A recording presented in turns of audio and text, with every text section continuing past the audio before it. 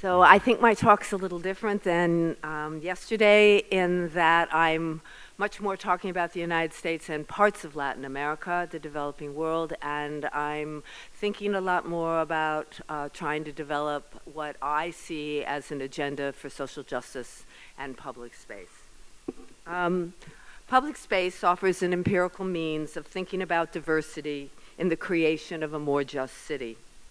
It is here that race, class, gender, age, sexual preference, ethnicity, and ability differences are experienced and negotiated in a forum for political action, communication, and democratic practices. Difficulties encountered in defining what constitutes equitable, I'm used to being able to see it right here. Of what constitutes equitable distribution of public space necessitates a broader framework of justice that includes distributive, procedural, and interactional processes and encompasses cultural recognition and an emerging ethic of caring for others. This expanded conception of social justice, when applied to the governance, policing, planning, and design of public space, assures greater opportunities for democratic practices. Further, it enhances the social diversity of users by reducing exclusionary barriers and encouraging positive experiences when different kinds of people encounter one another. This presentation proposes that distributive, procedural, and interactional dimensions of social justice, as well as a recognition of difference and an ethic of caring and repair, can provide a foundation for evaluating the success of public spaces and better social justice assessments of public infrastructure. I'm going to use the example of streets in New York and in San Jose, Costa Rica, to illustrate this perspective. Now, in the United States and in many parts of Latin America, there have been major transformations, and we've been talking about that, in urban public space due to neoliberal urban policies and economic restructuring. There are more immigrants and ambulatory vendors using public spaces due to the expansion of the informal economy sector, while at the same time greater conflict and discriminatory controls over their regulation. There is greater population heterogeneity due to global relocations of labor and capital, while at the same time there is increasing racial and income segregation by neighborhoods. Even with increased urban heterogeneity, individuals may not have the opportunity to interact face-to-face because of the economics of home ownership and rental restrictions that produce ghettos for poorer residents and secured and gated communities for wealthier ones. Consequently, there are escalating tensions between the processes of globalization and vernacularization, particularly in the ways that people inscribe culture and meaning on the local landscape, while at the same time being displaced or relocated by placeless flows. Economic restructuring has also created escalating social and economic disparities in economic opportunities, goods, and services available to people residing in these different sectors of the metropolitan region. Meanwhile, the city and the state have less money for the operation and maintenance of public spaces, and only those that are subsidized by private conservancies, businesses, and individuals continue to prosper, while playgrounds and parks in poor and marginal neighborhoods suffer from neglect. In the United States, in New York City in particular, has responded to these changes in a number of ways that can be conceptualized through the notion of securitization that includes affective, physical, spatial, legal, regulatory, and financial strategies as reinforcing and interconnecting domains of control. These changes can also be seen in San Jose, Costa Rica, but not to the same degree. For example, a new structure of feeling and a fear of others has emerged and replaced an affective climate of tolerance and appreciation of diversity. In New York City, for example, post-9/11 laws were enacted to allow stop and search by security guards, military personnel, and the police have encouraged zero-tolerance arrests and more aggressive forms of policing. In San Jose, there has been an increase in aggressive policing with the addition of new mobile police as a response to the rise in drug-related and organized crime. Business improvement districts have proliferated, particularly in New York City, playing a central role in the restructuring of urban space, reconfiguring urban governance, and ensuring spatial exclusion by guarding and gating previously open plazas. New York City, however, has also added a long, New York City, however, has also added long lists of rules and regulations posted in public parks and plazas, and the growth of privately owned public spaces diminishes their publicness. Video camera surveillance, 365 in Union Square, are trained on publicly available spaces in New York. And finally, the financialization of everyday life, both in the US and Costa Rica, has taken on moral overtones that make it harder for people with lesser means to participate in public life, although not without protest. Access and use of public spaces has suffered accordingly as increasingly exclusionary for some users while benefiting others. Young men and women of color avoid policed and secured squares. Low-income residents read the symbolic cues found in privatized spaces, such as physical deterrence or ornate landscape features, and avoid these restricted landscapes. Middle-class individuals and tourists, they are really happier with these highly controlled and managed public spaces, while teenagers avoid them because of the long lists of rules and regulations. Homeless individuals are locked out in gated public spaces in night, and in New York City continues to produce and design benches that make it impossible to lie down, much less sleep, in the name of security measures. Individuals who are perceived as Middle Eastern or Arab in New York City, as well as illegal immigrants, worry about the increased police profiling and surveillance cameras that makes many immigrants hesitant to spend time in public space.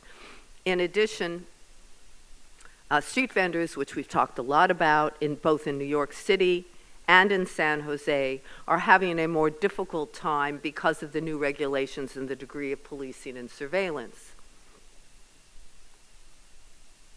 The consequent lack of diversity in public space and the restrictions of these securitization practices call for a clear agenda and strategy to press for social change.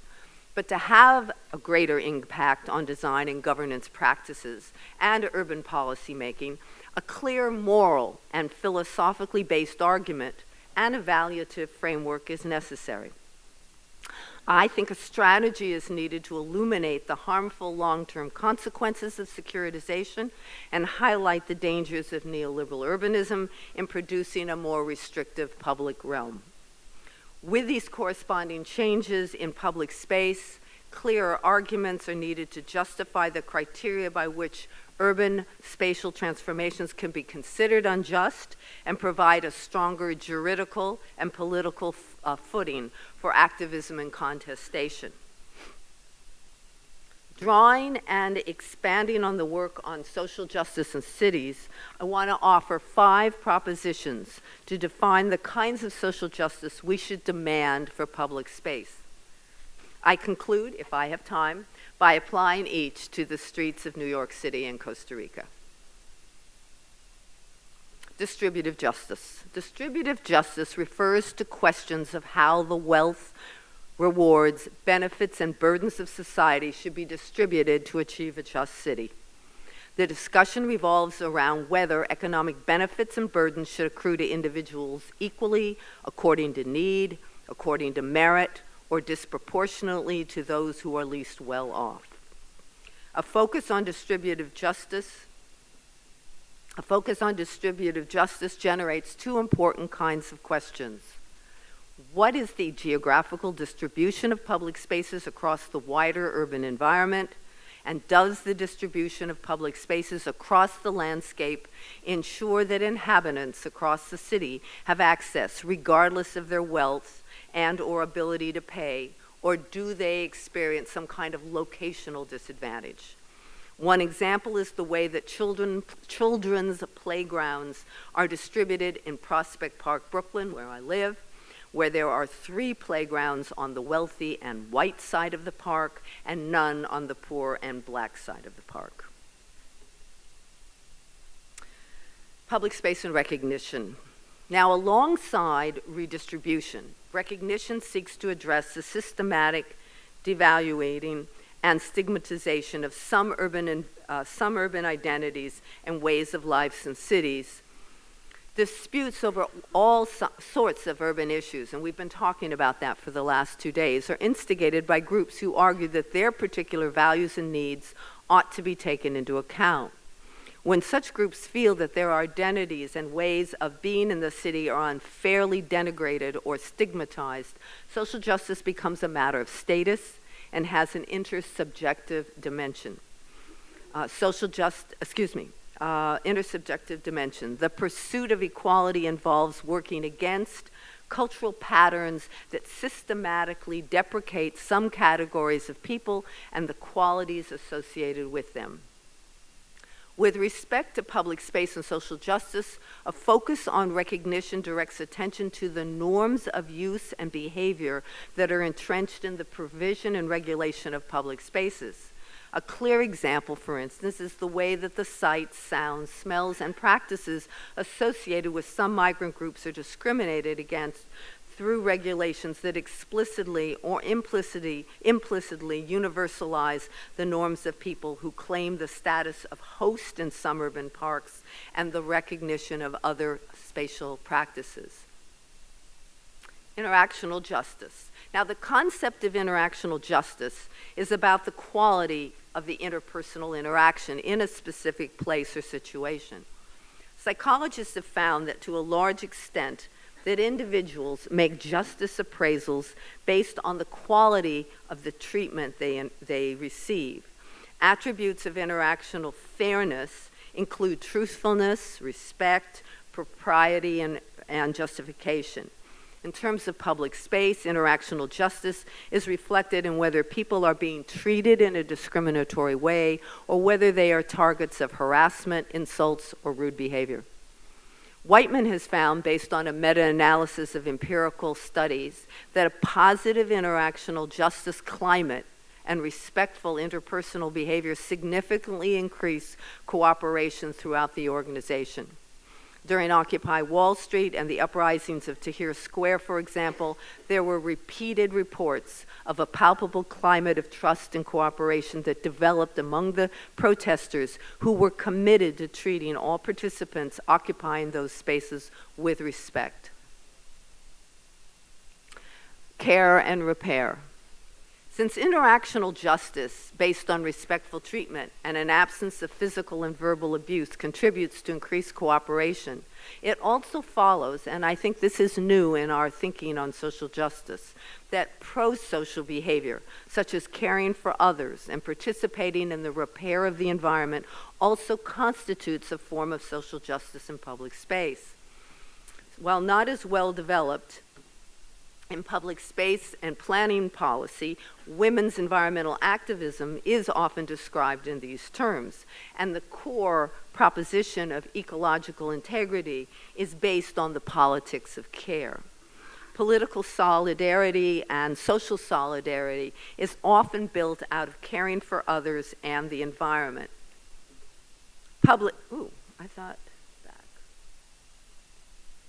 I'm missing my public characters person. Anyhow, public characters who inhabit public space, such as the shoeshine men in Parque Central in San Jose, Costa Rica, or the self-proclaimed mayor of Denver, Colorado's Central Square, provide care by watching out for children, the elderly, and anyone lost or confused. Procedural justice. Now, each of the previous 4 propositions generate questions about the processes through which socially just public spaces are produced, through what processes are resources allocated to their provision and maintenance, and through what processes are their rules of use and norms of interaction established. Procedural justice refers to the ways that these processes of negotiation and decision-making influence perceived fairness by individuals. Psychologists have found that distributional outcomes are not the only relevant issue when determining people's perception of fairness. The way that a person is treated is equally important, as I've said. While early research on social justice supported the findings that people felt most satisfied when outcomes were distributed fairly, subsequent research has found that distributive justice outcomes are often biased, and that the favorability of outcomes are less crucial when the underlying process was perceived as fair. An example of procedural justice is afforded by the U.S. legal system, where the formal procedures of decision-making in court settings. If a person perceives the legal system and its procedures as fair, then the complainant is more willing to accept the outcome, whether it is in his or her favor. Okay, are you with me still? Are you all there? I know it's early in the morning. So those are the 5 propositions. Okay, I'm going to try in 5 minutes to apply them now for some examples. But we have heard great examples all in the last 2 weeks. So if I'm not able to, you can all think of examples of these propositions. All right, so I'm going to start by looking at New York City and then turn to San Jose, Costa Rica. And I'm going to consider 2 streetscapes, and I'm going to move a little more carefully. So distributed justice must take into account the entire city, or at least a part of the city, to judge where and when the distribution of streets and sidewalks are equal or unequal to the needs and numbers of users. Most residents and visitors to New York would argue that there seems to be an equal distribution of streets because of the grid layout, but in some parts, of course, the sidewalks are inadequate to the flow of people, in poor repair, or appropriated by restaurants for cafes or retailers for displaying merchandise. On Broadway, between 34th and 35th, as it runs through, there are many elements of privatization, and as I've said here, though this is public, it's gated and guarded. But at the same time, and this is I want to highlight, that there are some parts of Times Square streets that have been made into new flexible public spaces that give pedestrians and their activities more space to enjoy the hectic life. Automobile drivers, including taxis and car service, and we've talked a lot about this, complain about this privileging of the street for pedestrians and bicycle lanes for bikers, that they think it's unjust with regard to their need for moving quickly through the streets to make a living. So it comes into conflict with Kathleen's idea of public space as a place of work. In terms of recognition, studies of Times Square and Herald Square find that Senegalese vendors, individuals and families who are homeless, immigrants waiting for work, panhandlers, and other kinds of vendors, and transient individuals, and some groups of teenagers of color are not recognized as legitimate users. Rules and regulations about loitering and sleeping in public space are used to chase unrecognized groups out. And here is an example actually from Tel Aviv. These are Sudanese living in a public park in South Tel Aviv, where, again, they are not recognized as citizens or even as legitimate immigrants and are constantly being chased out. Interactional justice on these streets varies considerably depending on a person's identity and place and time of the interaction. Bicycles and cars, as I said, can become quite harsh and irritated. On the other hand, there are conflicts even to the lack of procedural justice among the buskers, as we've already learned, where fights can break out between performers, clowns, singers, break dancers, about them having a safe or central place to work. On the other hand, I want to say positive examples of interactional justice can be found in the negotiation of the diverse residents, pedestrians, and workers. And finally, an ethic of caring. I don't think I really have time to talk about it. It does exist in these parks. This is the Free University at Madison Square Park, and police, security guards, shopkeepers, vendors offer tourist advice, help people find their way, will stop to even drive someone home. Caring creates a socially just atmosphere, but it doesn't necessarily eliminate the negative impact of discrimination of those unrecognized citizens and street residents, or the lack of procedural justice in the allocation of performance space. In San Jose, some of the same justice assessments apply, but there are a few differences. For instance, the distribution of streets is not equitable and varies in terms of street quality or the existence of a walkable or drivable route. Wealthy areas of the city have more streets and in some places even sidewalks, while many neighborhoods survive without paving or sidewalks that makes mobility treacherous in rainy season because of the mud, for those of you who know rainy season. People who are unrecognized as belonging to downtown streets are constantly watched and sometimes removed by the police if perceived as involved in a crime. City officials have changed the public space ordinances and redesigned the sidewalks and plazas, and redesigned plazas, and at various times shoeshine men, pensioners, vendors have been restricted to peripheral streets and sitting areas in an attempt to clean up the city. I thought I had, no, I don't. On the shopping street, foreign vendors, that is, those who are not, quote, Costa Rican, were banned from the sidewalks because of competition, but they posed for local businesses. But they protested, by the way, went to the courts, sued the city to be recognized, and now have, as workers, have a right to make a living.